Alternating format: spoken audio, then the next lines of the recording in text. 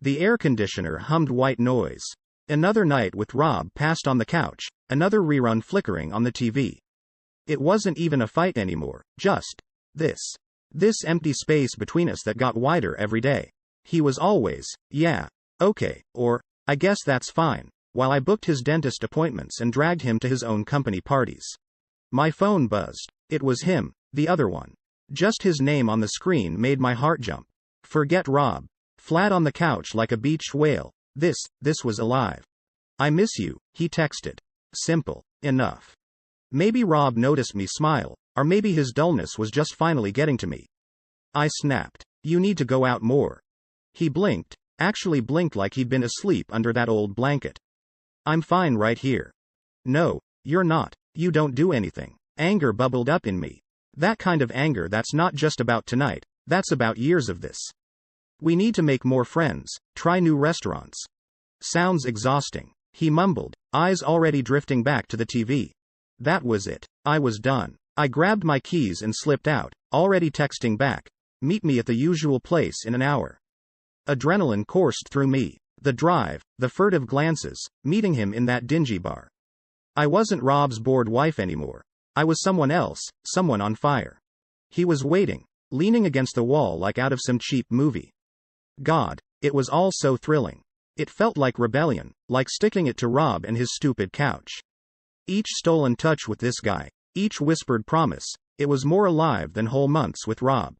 Yeah, guilt gnawed at me sometimes. Rob looked so defeated lately, always a little slumped, a little quieter. But I'd tell myself he deserved it. I deserved this feeling that made my old life seem like a bad dream. The power thing, it was weird. Before, I was the boss of Rob, of my own life. Even having the affair felt like a power move, something I chose. But with this guy, it started to slip. He'd always want to pick the places we met, little things like that. Sometimes he'd cancel last minute, and I'd feel this panic. Like I had to have him, couldn't be okay without him. It started to scare me, this dependency that had crept up from nowhere. Rob must have noticed something. Out of nowhere, he'd ask, "You working late again tonight?" Not accusatory, just pointed. Or there'd be this long stare when I said I was meeting a friend. I'd snap back. What, not allowed to have a life? But inside, I'd be sweating, wondering how much he really knew. Couldn't tell if I was imagining it or if Rob was onto me. This feeling, this paranoia ate at me, made me do stupid stuff. I'd change clothes in my car, throw out receipts, lie about traffic jams. Every little thing felt like a risk, a chance to slip up and get caught. And then I'd feel even worse, disgusted with myself. One night, Rob finally cracked. He always used to be so conflict avoidant, but there was this edge to him. "You seem really happy lately," he said, sarcasm dripping from his voice. For a second, I thought he knew everything. I almost lost it. Instead, I forced a laugh. Don't I deserve to be? I practically shoved his dinner at him, overdoing the happy housewife crap. Rob just ate quietly, watching me, which was somehow worse than a fight. It was like he could see right through me. Later, I poured myself a big glass of wine and texted my lover. "My husband's acting weird. Need you." Felt pathetic, admitting it like that. But as soon as he texted back, that familiar rush came over me. Like, okay, this is why I do it, I'm back in control. The relief, the twisted comfort of it all, just made me feel more sure this whole thing was worth it. Rob, with his resentment and his suspicion, deserved whatever was coming to him. It might take some maneuvering, but he wasn't going to ruin what I had. It was stupid, a lipstick mark on his shirt. It wasn't even my color, a bolder red than I'd ever wear. But there it was, undeniable. That night I barely slept. Wasn't so much sadness, it was fury. How dare he? After everything I'd done, all the risks I took. I couldn't just let it go. It ate at me, this nagging, buzzing need to know more. I started small, checking his pockets for weird receipts, scrolling through his texts when he was in the shower.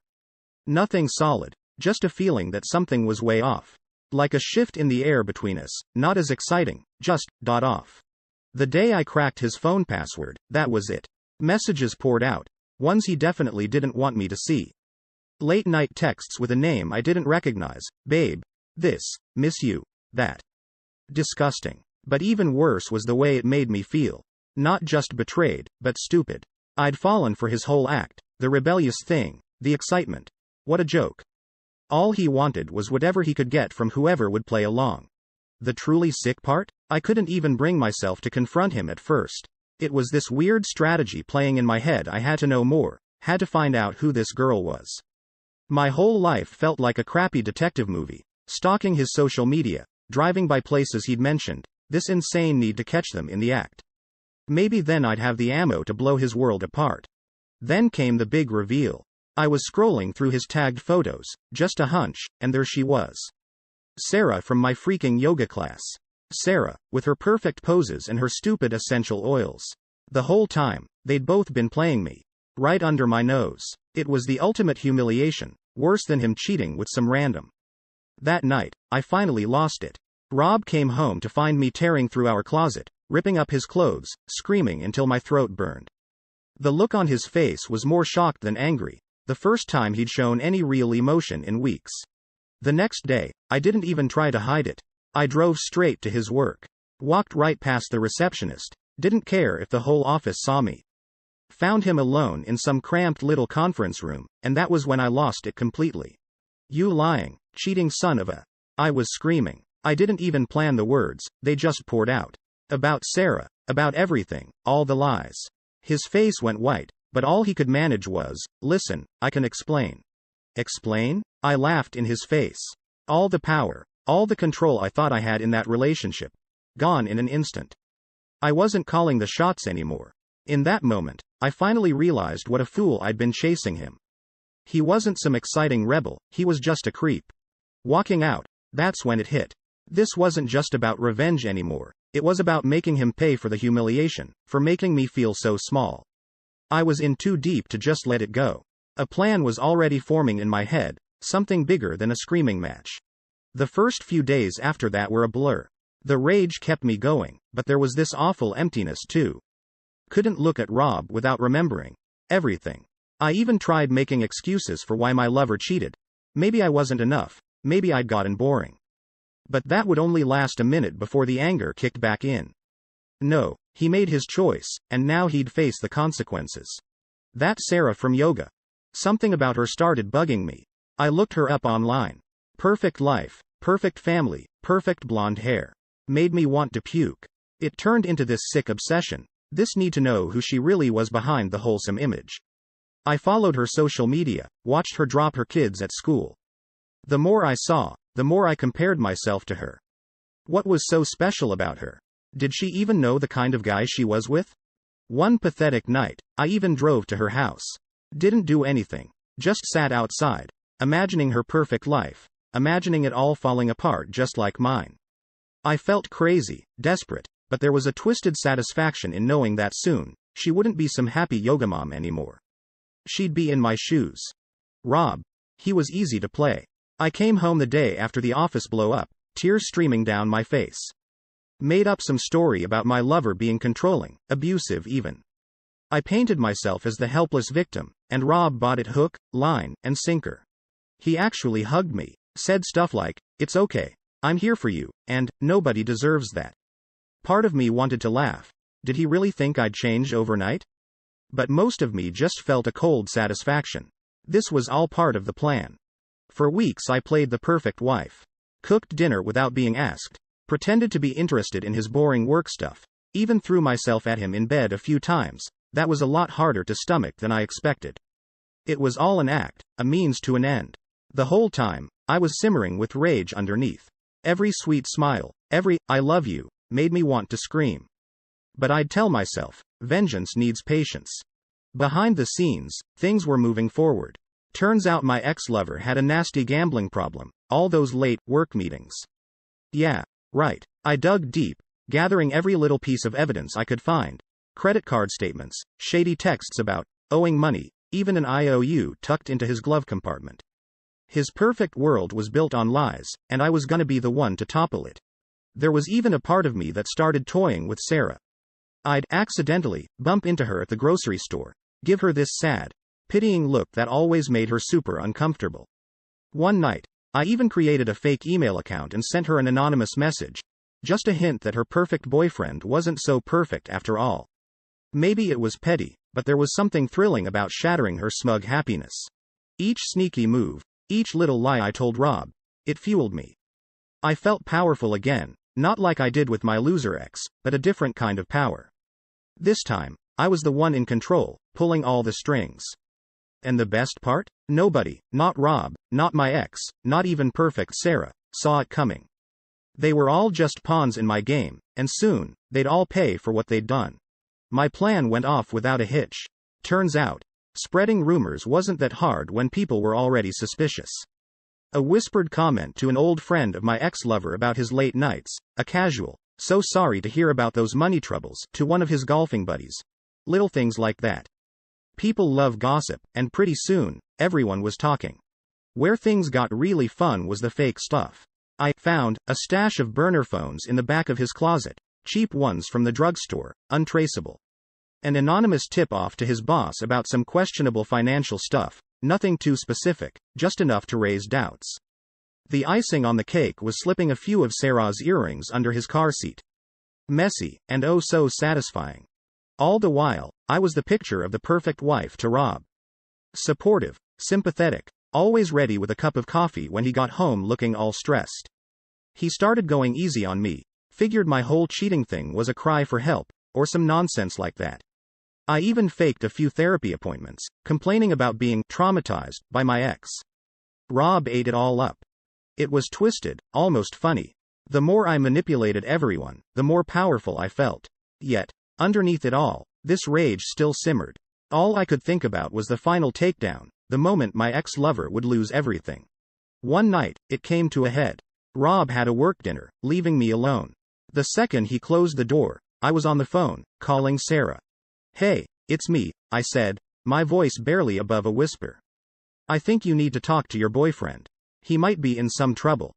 The way I figured it, after all the hints I'd planted, a call like that would send her over the edge. Turns out, I was right. The next day, I saw her confronting him outside his office. The look on her face, it was priceless. It was the start of his whole world crashing down, and I'd orchestrated the whole thing. In that moment, watching them, I felt like I finally had the revenge I craved. And it was even sweeter than I'd imagined. The company picnic was a battlefield I'd expertly designed. One corner was me, playing up the distraught wife bit, accidentally on purpose knocking my wine glass into his picnic basket. Out spilled the forged documents, fake financial stuff that made him look seriously shady, things that would get anyone investigated by their employer. His face turned the color of that cheap wine, and all the whispers that I'd carefully planted came rushing back at him. Across the field, it was Sarah's turn. She confronted him, fury in her eyes. Then came the grand reveal. The earrings I'd stashed in his car. The fight exploded in front of their judgmental friends, the whole picture-perfect image of their relationship shattering like cheap glass.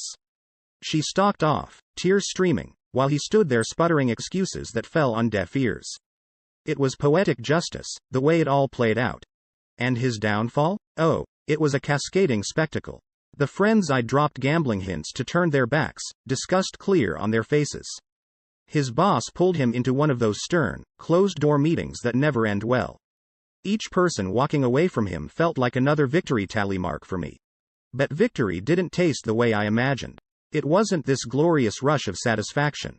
More like a bitter aftertaste, one that settled in the pit of my stomach and wouldn't budge. The emptiness surprised me. All this effort, all this scheming, and for what? Was it worth it, destroying him like this? Rob wasn't happy with my performance either. He stood there, not even angry at me. Just disappointed, betrayed, even. That shattered look on his face was the final blow, the one that hurt way more than anything my ex-lover could have done. In that moment, I saw it clearly. Whatever trust he'd rebuilt, whatever fragile chance we had, it was gone, blown away like ashes in the wind. The drive home was pure, stifling silence. My mind was a whirlwind, the adrenaline of revenge draining away, replaced by a sickening sense of doubt. Had I become the monster in this story? All my fury and hurt, had it warped me into someone I didn't even recognize? I glanced at Rob slumped in the seat, his usual dullness replaced by something deeper, something broken. My victory, the one I fought so hard for, didn't feel like winning at all. It felt like losing myself, losing Rob, and losing any chance at the simple peace I'd thrown away to chase vengeance. After the picnic disaster, I felt this weird mix of panic and recklessness. Rob barely spoke to me. The house was an Arctic wasteland of silent meals and tense glances. Every day felt like I was walking a tightrope, just waiting for the moment he'd figure out the truth. And as that fear grew, so did my determination to finish what I had started. That jerk of an ex-lover deserved to suffer, and if my marriage blew up in the process, well, so be it. Sarah was a mess, and that part, I admit, felt good. I took a sick pleasure in seeing that perfect facade crumble. But there was also this prickle of guilt. Seeing her tear-stained and humiliated, it felt too familiar. Didn't excuse what she'd done, but for a split second, I could imagine being in her shoes. Yet, I plowed ahead, driven by this desperate need to see my revenge through to the bitter end. I forged an email, supposedly revealing my ex's gambling addiction to his entire family, the proper, snobby kind who'd never approve of that sort of thing. One click of send, and another piece of his picture-perfect life shattered. It was thrilling and horrifying at the same time. I felt powerful but also out of control, like I was watching some warped version of myself play out this destructive scheme. Things reached a boiling point one night. Rob finally exploded, all the resentment he'd been holding in pouring out. "What the hell is wrong with you? Destroying lives like it's some game?" His voice was shaking, the hurt so raw in his eyes it should have stopped me. But it only fueled my defensiveness. He cheated on me, I shot back. He deserved everything he got. What I didn't expect was his next move. Rob pulled out his phone, scrolled through some messages. "So this is about revenge, or is it about you enjoying the power of hurting people?" His finger was hovered over Sarah's name. One text thread that could expose my entire web of lies. I panicked, lunged for the phone, but he snatched it back. And then came the final twist. He didn't send the messages. He looked up at me, disgust replacing the familiar hurt, and said, "I almost lost you once. I won't let you become someone I don't even know." And with that, the game was up. My carefully constructed revenge plot, my feeling of twisted control, it all came crashing down. His refusal to fight dirty, even with everything I'd done, threw my actions into a stark light I couldn't ignore anymore.